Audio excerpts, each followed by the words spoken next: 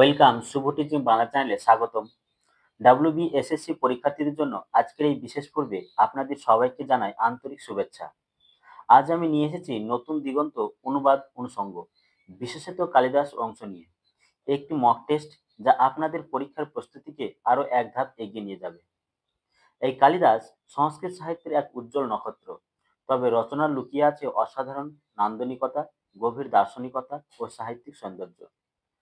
আজকের এই কালিদাস অংশে যে গুরুত্বপূর্ণ প্রশ্নগুলো মোট 50টি, সেই 50টি প্রশ্ন আপনাদের সামনে আমি তুলে ধরবো। অবশ্যই আপনারা এই মক টেস্টটা দেওয়ার চেষ্টা করবেন। আর আলোচনা যদি ভালো লাগে তাহলে অবশ্যই চ্যানেলটিকে লাইক, কমেন্ট, শেয়ার এবং সাবস্ক্রাইব করতে ভুলবেন না এবং বন্ধুদের সাথে শেয়ার করবেন। তাহলে চলো শুরু করি আজকের আলোচনা, নতুন দিগন্ত অনুবাদ ও অনুষঙ্গ। এই নতুন দিগন্তের অনুবাদ ও অনুষঙ্গের দুটি পার্ট রয়েছে: ভারতীয় সাহিত্য, আন্তর্জাতিক সাহিত্য। আজকের আলোচনা হচ্ছে এই ভারতীয় সাহিত্যের যে প্রথম অধ্যায়, যে কালিদাস, সেই কালিদাস সম্পর্কে মোট 50টি প্রশ্ন নিয়ে আলোচনা। তাহলে দেখো এই মোট 50টি প্রশ্ন কি কি রয়েছে সেটা দেখে নাও কালিদাস থেকে। প্রথম প্রশ্ন যেটি রয়েছে সেটা হলো, জ্যোতির্বিদ্যা ভরণ গ্রন্থটিকে কালিদাসের রচনা বলে অভিমত প্রকাশ করেছেন কে? উত্তর দেওয়ার চেষ্টা করবেন আর অবশ্যই কমেন্ট বক্সে কমেন্ট করে জানাবেন। তাহলে এর সঠিক উত্তর হচ্ছে হরিদাস সিদ্ধান্ত বাগীশ। তারপরে দ্বিতীয় প্রশ্ন হচ্ছে, এই কালিদাসের মহাকাব্যের সংখ্যা কত? কালিদাসের মহাকাব্যের সংখ্যা হচ্ছে দুটি। তাহলে দুটি কি কি? এই কালিদাসের মহাকাব্যের সংখ্যা দুটি হচ্ছে কুমার সম্ভব, আর একটি হচ্ছে কি, আর একটি হচ্ছে রঘুবংশম। তাহলে কুমার সম্ভব এবং রঘুবংশম হচ্ছে এই মহাকাব্যের দুটি সংখ্যা। তারপর নেক্সট প্রশ্ন হচ্ছে, কুমার সম্ভব কাব্যের স্বর্গ সংখ্যা কয়টি? এই কুমার সম্ভব কাব্যের স্বর্গ সংখ্যা হচ্ছে 17টি। তাহলে কুমার সম্ভব কাব্যের স্বর্গ সংখ্যা কয়টি? স্বর্গ সংখ্যা হচ্ছে 17টি। মল্লীনাথ কুমার সম্ভব কাব্যের কয়টি স্বর্গের টিকা রচনা করেছেন? মল্লীনাথ কুমার সম্ভব কাব্যের 8টি স্বর্গের টিকা রচনা করেছেন। তারপর নেক্সট প্রশ্ন হচ্ছে, কুমার সম্ভব নামটি কালিদাস সংগ্রহ করেছেন কোন গ্রন্থ থেকে? তাহলে কুমার সম্ভব নামটি কালিদাস সংগ্রহ করেছেন রামায়ণ গ্রন্থ থেকে। রামায়ণের কোন কাণ্ড থেকে কালিদাস কুমার সম্ভব নামটি গ্রহণ করেছেন? তাহলে রামায়ণের কোন কাণ্ড থেকে? সঠিক উত্তর হবে বালকাণ্ড থেকে। 7 নম্বর প্রশ্ন হচ্ছে, উইন্টনিস এর মতে কালিদাস কোন গ্রন্থ অবলম্বনে কুমার সম্ভব রচনা করেছেন? এর সঠিক উত্তর হবে স্কন্দ পুরাণ।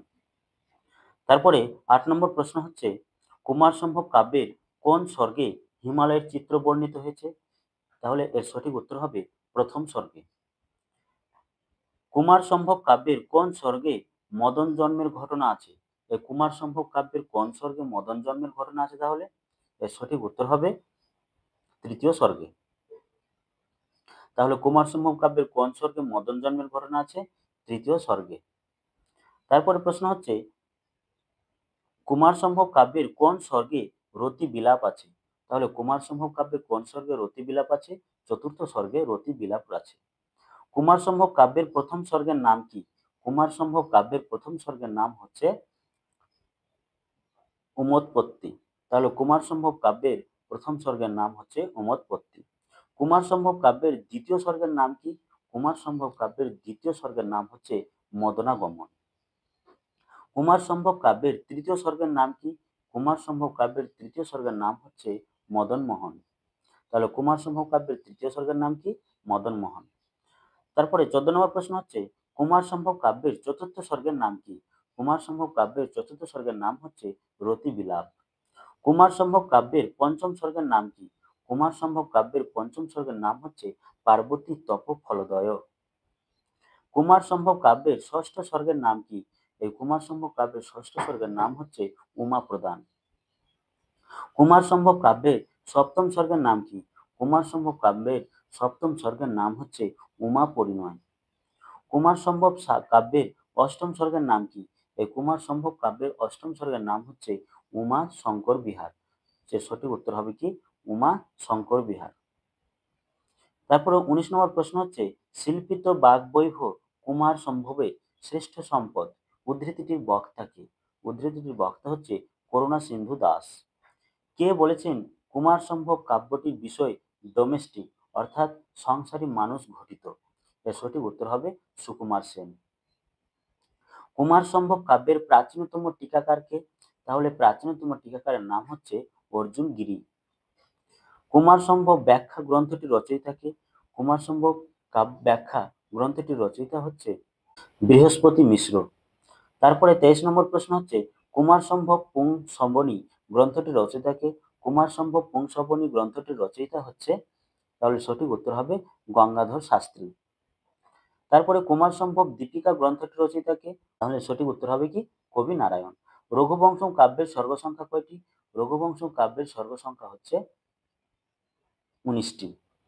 তারপর প্রশ্ন হচ্ছে আধুনিক কালে লেখা হলে রঘুবংশ উপন্যাস হইত, উদ্ধৃতিটির বক্তা কে? তাহলে এর সঠিক উত্তর হবে উদ্ধৃতিটির বক্তা সুকুমার সেন। কোন চরিত্র থেকে রঘুবংশম কাব্যের শুরু হয়? দিলীপ চরিত্র থেকে রঘুবংশম কাব্যের শুরু হয়। রঘুবংশ কাব্যের শেষ পরিণতি কি? তাহলে রঘুবংশম কাব্যের শেষ পরিণতি হচ্ছে অগ্নিবর্ণ। রঘুবংশম কাব্যে মোট কতজন নরপতির বর্ণনা আছে? রঘুবংশম কাব্যে মোট কতজন নরপতির বর্ণনা আছে? সঠিক উত্তর হচ্ছে 30।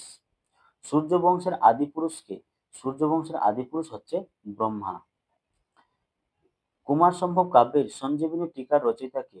কুমার সম্ভব কাব্যের সঞ্জীবনী টিকার রচয়িতা হচ্ছে মল্লিনাথ।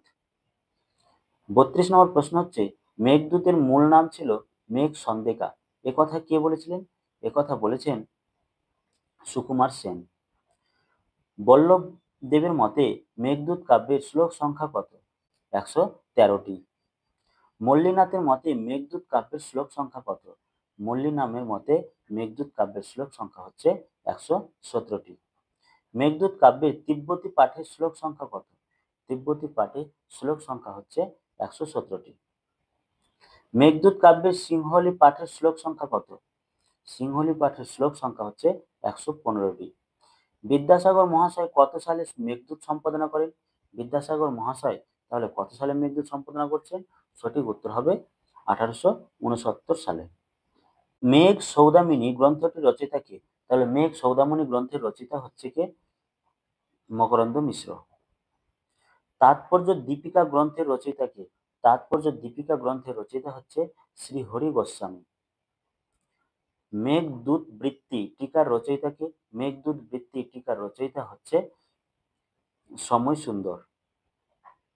মালবিকাগ্নি মিত্রম নাটকটির অঙ্ক সংখ্যা কত? মালবিকাগ্নি মিত্রম নাটকটির অঙ্ক সংখ্যা হচ্ছে 5টি। তাহলে মালবিকাগ্নি মিত্রম নাটকটির অঙ্ক সংখ্যা 5টি। মালবিকাগ্নি মিত্রম নাটকের নায়ক কে? তাহলে নাটকের নায়ক হচ্ছে অগ্নিমিত্র। মালবিকাগ্নি মিত্রম নাটকের কোন অঙ্কে বসুমিত্র ও জবনদেব সংগ্রাম সংঘটিত হয়েছে? সঠিক উত্তর হবে 5ম অঙ্কে। কোন গ্রন্থে বিক্রমবর্ষিম নাটকে ত্রটক বলা হয়েছে? তাহলে ত্রটক বলা হয়েছে বিক্রমবর্ষ নাটকে। কোন গ্রন্থে? সঠিক উত্তর হবে সাহিত্য দর্পণ গ্রন্থে। বিক্রমবর্ষীয় নাটকের উত্তর ভারতীয় সংস্করণে কটি গান সংযোজিত হয়েছে? এর সঠিক উত্তর হবে 31টি গান সংযোজিত হয়েছে। অভিজ্ঞান শাকুন্তলম ব্যাখ্যানম গ্রন্থটির রচয়িতা কে? অভিজ্ঞান শাকুন্তলম ব্যাখ্যানম গ্রন্থটির রচয়িতা হচ্ছে নীলকণ্ঠ দীক্ষিত। মহাকবি কালিদাসের অভিজ্ঞান শাকুন্তলম নাটকটি প্রথম বাংলায় অনুবাদ করেন কে? প্রথম বাংলায় অনুবাদ করেছেন রামতারক ভট্টাচার্য। কালিদাসের অভিজ্ঞান শাকুন্তলম নাটকটি রামতারক ভট্টাচার্য প্রথম বাংলায় অনুবাদ করেন কত খ্রিস্টাব্দে? 1848 খ্রিস্টাব্দে। কালিদাসের অভিজ্ঞান শাকুন্তলম নাটকটি ঈশ্বরচন্দ্র বিদ্যাসাগর শকুন্তলা নামে বাংলা স্বচ্ছন্দানুবাদ কত খ্রিস্টাব্দে করেন? এর সঠিক উত্তর হবে 1854 খ্রিস্টাব্দে। অভিজ্ঞান শাকুন্তলম নাটকটির নাট্যরূপ প্রথম কে দেন? নাট্যরূপ প্রথম দেন নন্দকুমার রায়। এই ছিল কালিদাসের সম্পর্কে আলোচনা ভালো লাগলে অবশ্যই চ্যানেলটি লাইক, সাবস্ক্রাইব করতে ভুলবেন না। দেখা হবে পরের ভিডিওতে।